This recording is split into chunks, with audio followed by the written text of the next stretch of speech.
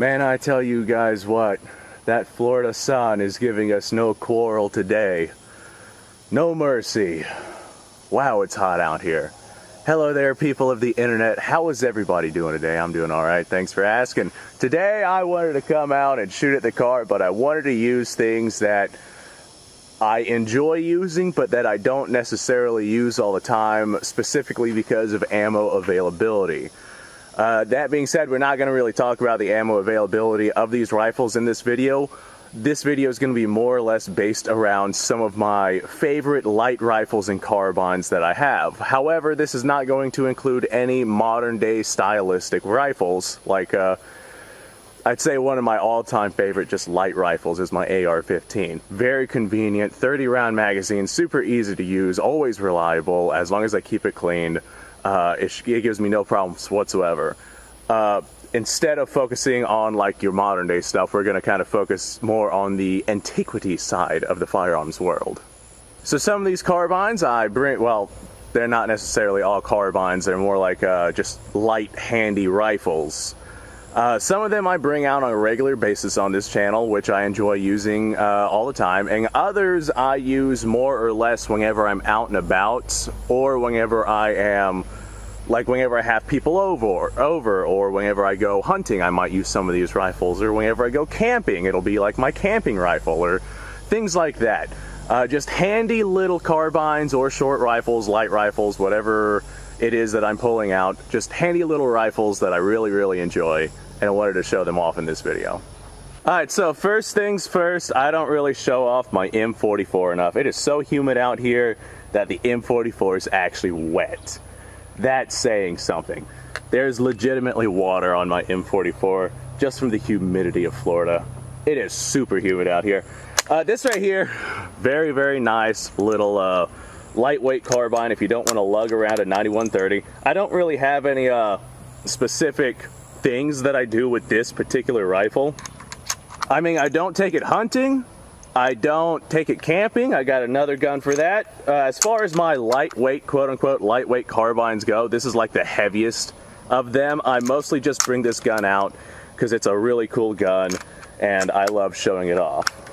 Anyway, it holds 5 rounds of 54 rimmed. Whenever I do muzzle tests, I'll use this because it's got a huge, huge muzzle blast on it, and it makes my teeth rattle in my skull, which is one of the main reasons why I don't use this thing particularly all the time. Whenever I use Mosins, I typically use the 9130s.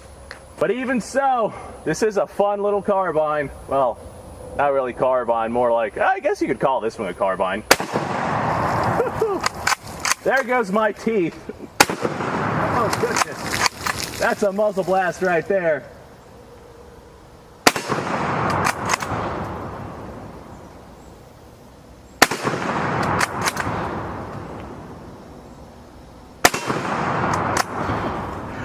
Every time I fire this thing, I can just feel the compressed air slapping me in the face. Now my eyes hurt. This probably wasn't the best one to start off with, because now I'm all shaky. I might need a second.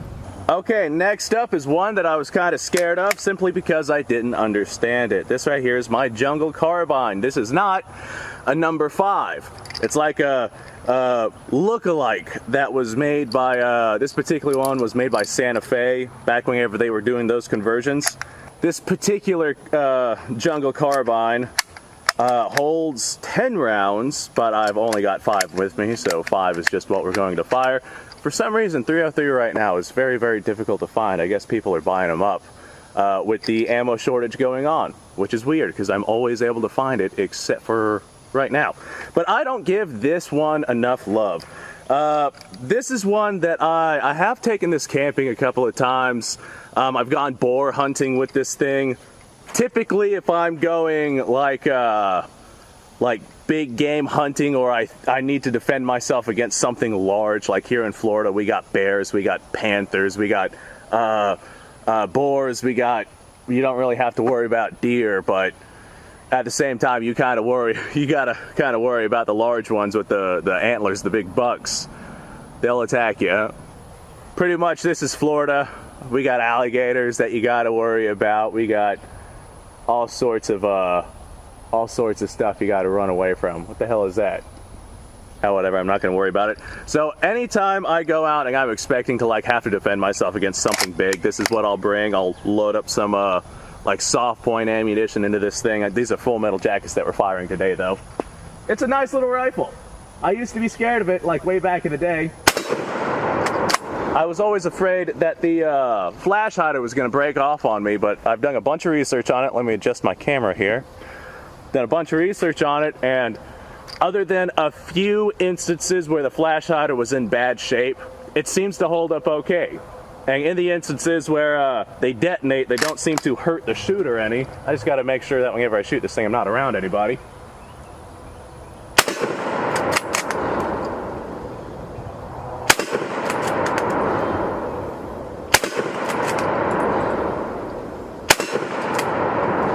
But with that flash hider there, you would expect this little carbine to have a serious muzzle blast like the M44 does. Whenever I first fired this thing, I was expecting like my teeth to rattle in my skull like the M44 does.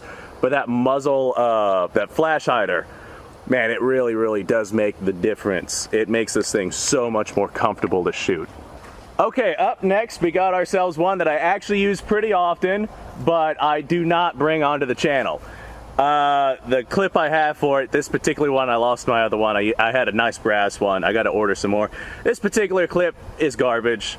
It never really runs right in this rifle, but this is my 6.5 Carcano. It's obviously been sporterized. This right here, judging by the rear sight and the bolt handle on it, I'd say it was an 1891 that was converted. It was made in 1917, so more than likely it was an 1891. And I have a lot of friends that are like 6'5" buffs, like my outdoorsy friends. They run a 6.5 Carcano and 6.5 Grendel. Like that's their go-to cartridges. So that's what really like got me into the 6.5 Carcano, because they're like, hey man, you got to get yourself a 6.5 something. And I'm like, well, the modern stuff really isn't up my alley. I'm like an old school gun guy.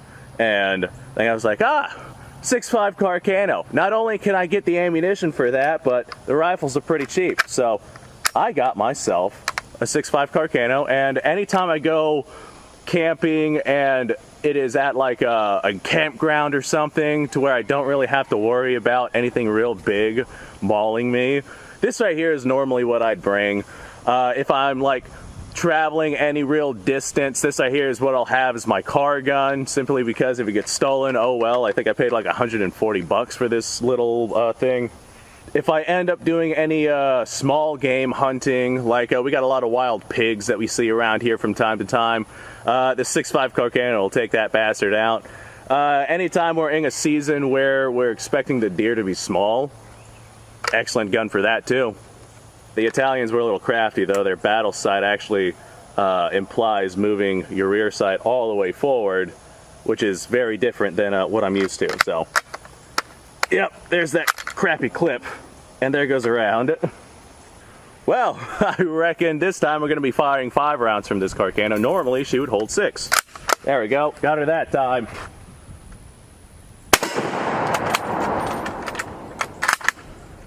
The 6.5 is just such a delightful round to shoot. It's like the recoil on it is so minuscule.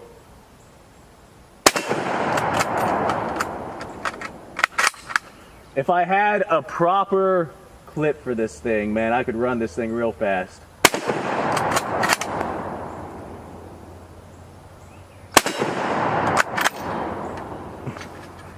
This right here is a good example of how bad the clip is. It doesn't even fall out whenever it's empty. I gotta like grab it and finagle it out of there. Okay, cool. You know, I have that 1 round left of that Carcano ammo. Let's go ahead and just load that right into the chamber. That's one thing I don't like about the 6.5 Carcano system. It operates on a Mannlicher style clip, so you cannot run the gun with a magazine unless you have the actual clip.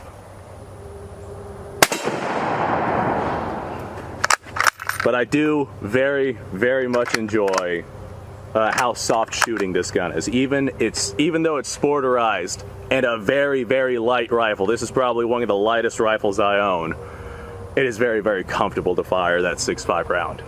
Alright, this one's going to be unsurprising to anyone who actually watches this channel. This is my Sporterized Car 98. A lot of people are like, oh god, a Sporterized Car 98, whatever will we do?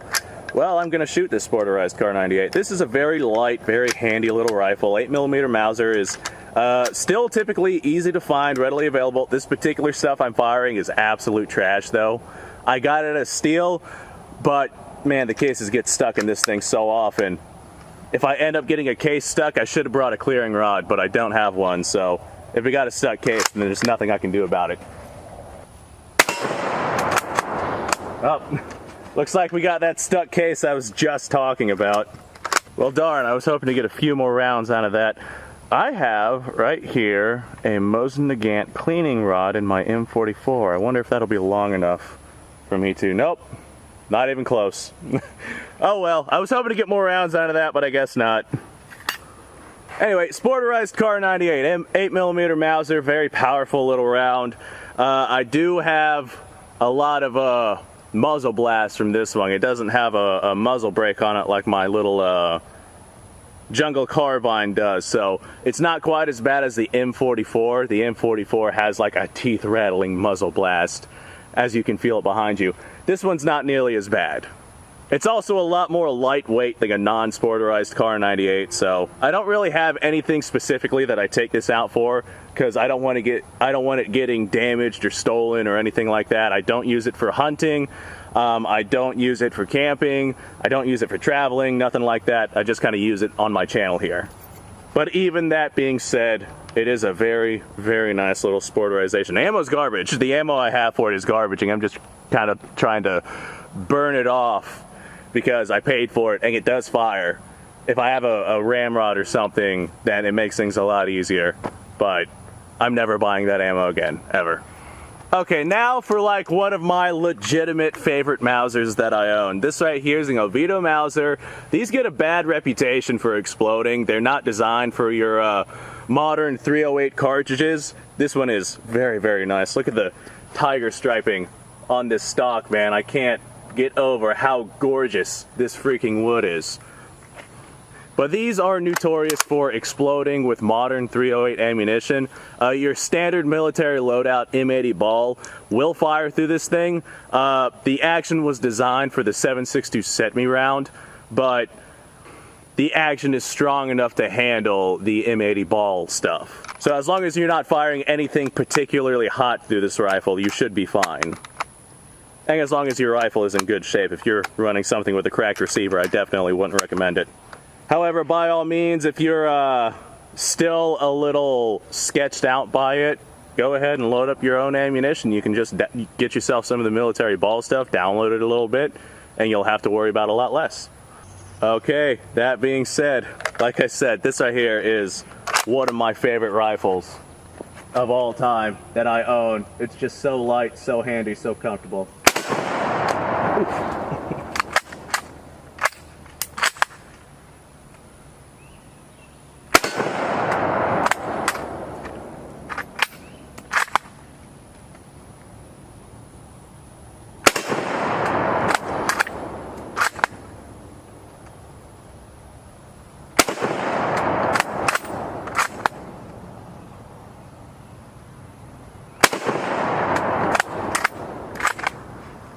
The extractor that I have on this particular gun is a Mauser Model 93 extractor, but I believe this one is a 7mm extractor. So it doesn't work quite as nicely as the 308 extractor does, but it still attaches to the bolt and it still extracts, so with a little bit of finagling. I'm working on getting myself an actual 308 caliber extractor, but for right now that's just what I have. Anyway, I was really debating on which rifles to bring out because I have a lot of really good little carbines that I really enjoy. Well, light rifles. I got a lot of really good light rifles that I really enjoy, but I had to like pick and choose my top 5, and I wanted to go with ones that I knew very well and that I use regularly. I got some ones that are nicer than these, but I wanted to go with the ones that I like put in normal use. My Tiger Striped 308, the Oviedo, I don't necessarily use that thing a lot on the channel, but like every time someone comes over, Oh man, that's the rifle I show off. I can't not show it off with that unbelievably gorgeous stock on it. Anyway, thanks for watching, guys. If you like this kind of stuff, subscribe down below. I do this kind of stuff all the time. If you have any particular conversion or sporterization or light rifle that you particularly enjoy, whether or not it is modern or antiquity like what I'm firing here, go ahead and let me know about it, because I'm always curious about some of the things that the people who are watching my channel enjoy. Wow, I absolutely butchered that sentence. I'm always curious about what you guys like. Don't know why I put so much thought into that sentence, but hey, that's what I did. Check out the description. You're going to find a link to my second channel. It's a gaming channel. I get drunk, play video games. That's my fallback plan in case the tyrannical boot of YouTube decides to get rid of this channel. Oh, that was a mouthful. I'm also still looking for gun channel collaborators. If you know someone who has a small-time gun channel, we're trying to make some sort of inner circle. I got a couple of people on the project now. If you know anyone who's a small-time gun channel, or if you're wanting to start one, now is the time whenever they're trying to silence us. We need as many people on our side as possible, sticking out as much information as possible. Hell, you don't even need to own a gun to have a channel that talks about guns. Like, people put way too much thought and effort into thinking they need the best and the greatest and the brightest to start a gun channel. No, you don't. Just start one. I definitely recommend it. We need it. We need as many gun channels as possible on YouTube, all right? Anyway, that being said, now I got me a couple of rifles that I got to clean, because some of the ammunition I was using today was in fact corrosive. So I'm gonna go take care of that. Probably drink some water, because man, it is like really hot out here, and I have stopped sweating, so you know I'm dehydrated. So I'm gonna go take care of that. You guys go off, have a fantastic day, and of course, thanks for watching.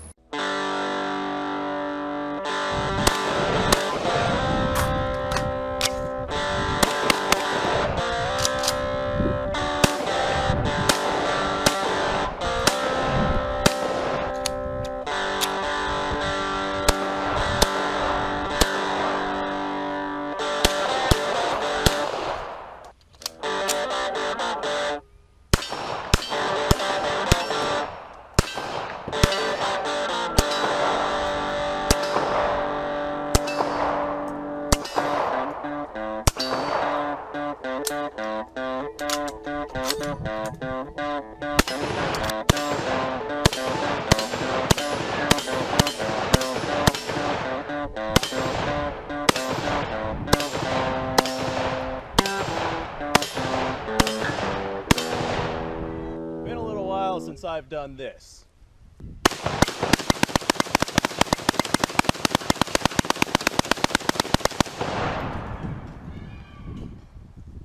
Bonnie and Clyde be damned. The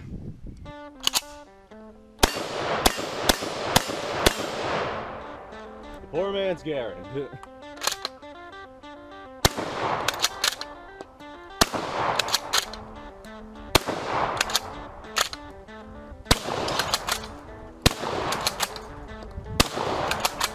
It's a shame that bolt-action shotguns aren't more mainstream.